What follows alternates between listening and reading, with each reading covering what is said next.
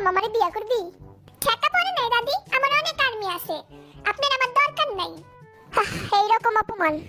এই আর্থিক আমার গীতাটা লয় এত সমস্যা নেই, নিয়ে যান, আমার বাসায় অনেকগুলো আছে। এই অনগি ম্যারি মি। দাঁড়ান, আমি আমার আর্মি জিগাই লই। আর্মি আমি কি বিয়ে করবো? না, দেখছেন বিয়ে করতে না কয়। তুই তো আর্মি নিয়ে থাক বন্ড বিলাই।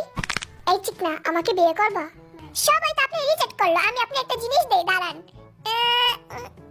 এই লন ভালোবাসা। ওয়াও, হ্যাঁ নেন, তাও আমারে বিয়ার কথা কইেন না। সমস্যা নাই, এটা আমার বুকে সারা জীবন রাখে দেবো।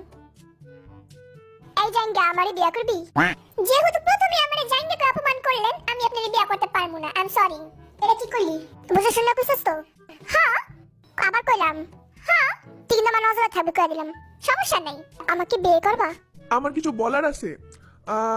আমার বিয়ে করতে হলে অনেক পরিশ্রম করতে হইব। এটা কি কয়? আমি একটুখানি মানুষ, আমি কেমনে এত পরিশ্রম করবো? তাইলে আমার বিয়ে করতে চান কেন?